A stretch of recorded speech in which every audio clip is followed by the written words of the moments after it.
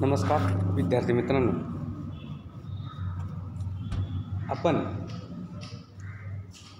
शैक्षणिक व्यवस्थापन आणि प्रशासन या प्रकरणाला सुरुवात केलेली आहे. मागच्या तासाला बघितलं की आपण शैक्षणिक प्रशासनामध्ये ध्येय, नियोजन, संघटन, संचालन, नियंत्रण, मूल्यमापन इत्या बाबींचा समावेश इथं होतो. इव्हन शैक्षणिक प्रशासनामध्ये सुद्धा समाज असेल, शिक्षक आहे, शिक्षणतज्ज्ञ, पालक, विद्यार्थी ह्यासारख्या ज्या भौतिक घटक आहेत, ह्या भौतिक घटकांचा सुद्धा इथं काय आहे, इथं एक आमूलाग्र असा संबंध असलेला आपल्याला पाहायला मिळेल. इव्हन शिक्षणशास्त्रामध्ये यांचासुद्धा शिक्षण क्षेत्राशी यांचा संबंध असतो. आणि मग ह्या सगळ्या घटकांना एकत्र येऊन काम करणे म्हणजेच काय आहे, आपण त्याला काय म्हणूया, एक व्यवस्थापन असं आपल्याला म्हणता येईल. आज बघा, आधुनिक तंत्रज्ञानाच्या युगात सर्वच क्षेत्रामध्ये व्यवस्थापनाची गरज निर्माण झालेली आहे. शैक्षणिक, सामाजिक, आर्थिक व राजकीय बदलामुळे व्यवस्थापनाचे कार्यक्षेत्र सातत्याने इथं विस्तारत आहे. आज इथं बघा, आजचं जीवन हे धकाधकीचं जीवन आहे बाळांनो. तंत्रज्ञानाचं जीवन आहे. तंत्रज्ञानाशी आपण जगत आहोत. तंत्रज्ञानासोबत आपल्याला काय राहण्याचा प्रयत्न आपण करतो आहे. तंत्रज्ञानाशी आज आपण एकरूप झालेलो आहोत. तंत्रज्ञानाशी इतकं एकरूप झालो आहे की आज जर तुम्ही पाहिला तर संबंध शाळा, संबंध कॉलेजेस, इव्हन संबंध आपली शिक्षण प्रणालीसुद्धा तंत्रज्ञानावरतीच आधारित असलेली आपल्याला पाहायला मिळेल. आणि मग ह्या टेक्नॉलॉजीच्या युगामध्ये जगत असताना इथं काय गरज आहे, तर हे जे बदल घडत आहेत ते बदलसुद्धा आत्मसात करणं इथं गरजेचं आहे. आणि ह्या टेक्नॉलॉजीमुळंच शैक्षणिक असेल, सामाजिक असेल, आर्थिक असेल, ह्यासारखे जे बदल होत आहेत, ह्या घटकांच्यामध्ये काय होत आहेत, वेगवेगळे इथं बदल होताना आपल्याला पाहायला मिळतील. मग जो बदल होतो आहे त्या बदलाला आपण काय करणं गरजेचं आहे, त्या बदलासोबत जाणं गरजेचं आहे. असं म्हटलं जातं, गो विथ द फ्लो, म्हणजेच प्रवाहासोबत आपण जाणं गरजेचं आहे.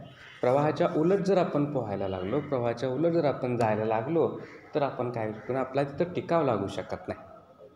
म्हणून आपण प्रवाहासोबत इथं जाणं गरजेचं आहे, जाणं इथं अपेक्षित आहे. म्हणून इथं त्या टेक्नॉलॉजीचा आपण वापर करणं गरजेचं आहे. मग ह्या वापर करत असताना ही जी प्रक्रिया आहे याच्यासाठी सुद्धा काही एखादा नवीन बदल आला, तो बदल आत्मसात करत असताना सुरुवातीला आपल्याला काय होतात, प्रॉब्लेम्स येतात, सुरुवातीला काही समस्या येतात, काही आव्हानं येतात. मग त्या आव्हानांनासुद्धा इथं सामोरं जावं लागतं, आव्हानांना इथं तोंड द्यावं लागतं. तोंड देत असताना तितका धीरोधत्तपणा आपल्यामध्ये असणं गरजेचं आहे. आणि मग ह्या सगळ्या बाबीवरती किंवा जे होणारे बदल असतील, टेक्नॉलॉजी असेल, भौतिक घटक असतील, अभौतिक घटक असतील, ह्या प्रत्येक घटकावरती एकमेव उपाय म्हणजेच तो व्यवस्थापन आहे. त्या व्यवस्थापन जर आपलं चांगलं असेल, व्यवस्थापनामध्ये आपला हातखंडा असेल, तर नक्कीच आपल्याला कुठेही कधीही अडचण येणार नाही. जरी अडचण आली तरी आपण काय करू शकतो, त्या अडचणीवरती सहज मात करू शकतो. सहज आपल्याला काय करता येते, मात करता येते. आणि याचंच मूर्तिमंत उदाहरण म्हणजेच उत्कृष्ट व्यवस्थापन होय, असंच आपल्याला म्हणता येईल. आणि बघा, आता शिक्षण क्षेत्र, इथंसुद्धा शिक्षण क्षेत्र म्हटल्यानंतर इथंसुद्धा तिथं असणाऱ्या प्रश्नांचे इथं स्वरूप बदलत असते. मग आता बदलणारे प्रश्न नेमके कोणते? आता बघा, शिक्षण प्रश्नांचे स्वरूप सतत बदलत असते. आता नेमके प्रश्न जर उदाहरण जर सांगायचं असेल तर वर्ग व्यवस्थापन आपण म्हणूया, क्लास मॅनेजमेंट आपण त्या आपल्याला म्हणता येईल. सपोज शासनानं आम्हाला 30 विद्यार्थ्यांची आपण परवानगी दिली आहे, पण आपल्या वर्गात असतात किती, 30 विद्यार्थ्यांच्या मागं एक शिक्षक, अशी काय दिलेली आहे, एक आपला हा बालकांचा नियम किंवा जो शिक्षण आयोग किंवा शैक्षणिक धोरण आपल्याला म्हणतं, 30 विद्यार्थ्यांच्या मागं एक शिक्षक. पण होते कसं बघा, जर 60 मुलं असली वर्गात, 70 मुलं असली तर त्यांच्यासाठी सुद्धा एकच शिक्षक. मग असताना दुसरा शिक्षक इथं नेमण्यासाठी परवानगी दिली जात नाही. मग ही परवानगी न दिल्यामुळं काय होतं, एका शिक्षकावरती भार किती मुलांचा येतो, 60 मुलं त्याला सांभाळावी लागतात, 60 मुलांना कंट्रोल करावं लागतं. हा सुद्धा प्रश्न आहे. इथं त्याची कसरत आहे. जर मोठा वर्ग असेल तर तिथं काही अडचण येणार नाही त्याला, कारण ती मुलं समजूतदार असतात. पण तेच जर लहान वर्ग असतील तर लहान मुलांचे, प्रत्येक मुलाचे वेगवेगळे प्रॉब्लेम्स असतात. ते प्रत्येक मुलासोबत प्रत्येक मुलापर्यंत त्याला इथं पोचता येत नाही, पोचू शकत नाही. मग तिथंपर्यंत जर पोचायचं असेल तर ते सुद्धा त्याच्याकडे कौशल्य असणं गरजेचं आहे. तितका शिक्षक त्याच्याकडे ताकदीचा तो असणं गरजेचं असं पाहायला मिळते. यासारखे अनेक प्रश्न शिक्षण क्षेत्रात असतात. मुलांचे प्रश्न असतील, शिक्षकांचे असतील, मुख्याध्यापकांचे असतील, इव्हन शिक्षकेतर कर्मचाऱ्यांचे प्रश्न असतील, काही शासनाचे असतील. मग या सगळ्या प्रश्नावरती इथं तोडगा आपल्याला काढायचा आहे, तोडगा काढणं गरजेचं आहे. आणि म्हणून मग ह्या सगळ्या प्रश्न असेल, सगळं प्रॉब्लेम्स असतील, सगळ्या प्रॉब्लेमसोबत आपल्याला जाण्यासाठी कोण महत्त्वाचं आहे, इथं शैक्षणिक व्यवस्थापन इथं महत्त्वाचं असलेलं आपल्याला पाहायला मिळेल. शैक्षणिक व्यवस्थापन आपल्याला जर करता येत असेल तर नक्कीच आपण काय करूया, आपल्याला एक चांगल्या प्रकारे आपण इथं एक व्यवस्था इथं आपण उभा करू शकतो, आपल्याला उभं करता येतं. आता इथं बघा, उत्तम शैक्षणिक व्यवस्थापकाची गुणवैशिष्ट्ये. शिक्षण ही एक व्यापक प्रक्रिया असून यामध्ये अध्ययन, अध्यापन, मूल्यमापन यासारख्या अनेक बाबींचा इथं समावेश होतो. आता इथं बघा बाळांनो काय सांगितलं आहे, एक व्यापक प्रक्रिया. एज्युकेशन इज अ प्रोसेस असं म्हटलेलं आहे. एक प्रक्रिया आहे आणि व्यवस्थापन त्याला कंट्रोल करतं. आता प्रक्रिया यामध्ये काय आहे, अध्ययन आहे, लर्निंग आलं, शिकणं आलं, अध्यापन शिकवणं आलं आणि मूल्यमापन. त्यांचं इव्हॅल्युएशनसुद्धा करणं गरजेचं आहे. मुलं काय शिकत आहेत, कशा पद्धतीने शिकत आहेत, कितपत शिकत आहेत, इवन त्याला शिकवलं जातं, शिकवणारे शिक्षक त्यांचं क्वालिफिकेशन काय आहे, ते काय आहे, त्यांची विचारसरणी काय आहे, इवन जे शिकवलेलं आहे त्याचं व्यवस्थित मूल्यमापन होतं का नाही, हे सुद्धा बघणं गरजेचं आहे. मग ह्यालाच ही काय प्रकारची प्रक्रिया आहे. यामध्ये बघा 3 घटक, अध्ययन, अध्यापन आणि मूल्यमापन. हे 3 घटक म्हणून काय बनलेले आहे, एक शिक्षण ही प्रक्रिया इथं बनलेली आपल्याला पाहायला मिळेल.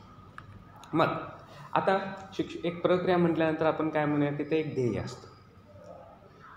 एखादं ध्येय मनात ठेवून आपण काय करतो, एखादी संस्था उभी करतो, एखादी शाळा स्थापन करतो आणि मग ते ध्येयाची पूर्तता करणं हे तर तितकंच गरजेचं असलेला पाहायला मिळेल. मग ह्या ध्येयपूर्तीकरता शिक्षक, विद्यार्थी, शाळा, पाठ्यपुस्तके, शैक्षणिक साधने, मूल्यमापनाची साधने, विविध साधने इथं महत्त्वाची भूमिका बजावत असतात. आता इथं शाळेमध्ये आपलं ध्येय काय असणार आहे, तर मुलं चांगल्या मार्काने पास होणं गरजेचं आहे. तर 10वीचा वर्ग असेल किंवा 12वीचा वर्ग असेल तर मुलांना चांगले मार्क्स पडले पाहिजे, हे आपलं ध्येय आहे. It is our aim that student must get good marks. मुलांना चांगले मार्क्स पडले पाहिजेत, हे आपलं ध्येय आहे. मग मुलांना चांगले मार्क्स पडायचे असतील तर इथं सगळ्यात महत्त्वाचं काम कोणाचं आहे, तर शिक्षकाचं. शिक्षकानं मुलांच्यापर्यंत पोचणं गरजेचं आहे, मुलांच्यात मिसळलं पाहिजे, मुलांच्या मनातील शंका, कुशंका सगळ्या दूर करणं गरजेचं आहे. इवन त्याच्या शिकवण्याच्या पद्धतीमध्ये त्यांना बदल करणं गरजेचं आहे. इवन विद्यार्थ्यांनीसुद्धा आपल्या शंका घेऊन इथं शिक्षकांच्याकडे येणं गरजेचं आहे. शाळा असणं गरजेचं आहे, पाठ्यपुस्तकं पुरवली पाहिजे. सरकारनं सुद्धा पाठ्यपुस्तकं पुरवणं गरजेचं आहे. आता जर बघा सायन्सला आपण म्हटलं तर एका पुस्तकाची किंमत 350 ते 400 रुपये आहे. मग ही पुस्तकं गरीब विद्यार्थ्यांना इथं घेता येत नाहीत. मग अशा विद्यार्थ्यांच्यासाठी सरकारनं सुद्धा काय करणं गरजेचं आहे, ही पुस्तकं पुरवणं गरजेचं आहे. पुस्तकं घेण्यासाठी त्यांना मदत करणं गरजेचं आहे. तर काय होईल, नक्कीच ही मुलंसुद्धा पुस्तक घेऊ शकतील, मुलांना शिकण्यासाठी एक प्रकारची प्रेरणासुद्धा इथं मिळू शकतील. पुढचा भाग येतो शैक्षणिक साधनं. आता बघा, जर शिकवायचं असेल, एका शिक्षकाला जर शिकवायचं असेल तर शैक्षणिक साधनाशिवाय तो शिकवू शकत नाही. इव्हन त्याला शिकवताच येत नाही. शैक्षणिक साधनामुळं काय होतं, तर जे शिक्षकाला शिकवायचं आहे, जर त्याच्याकडे शैक्षणिक साधन असेल तर तो मुलांच्यामध्ये जास्तीत जास्त पद्धतीनं पोचू शकतो. एखादं मॉडेल असेल, एखादा चार्ट असेल, एखादं पिक्चर असेल, एखादा प्रयोग असेल की तो मुलांना दाखवू शकतो. याच्यामुळं काय होईल, मुलांच्यामध्ये सुद्धा शिकण्याची आवड निर्माण होईल.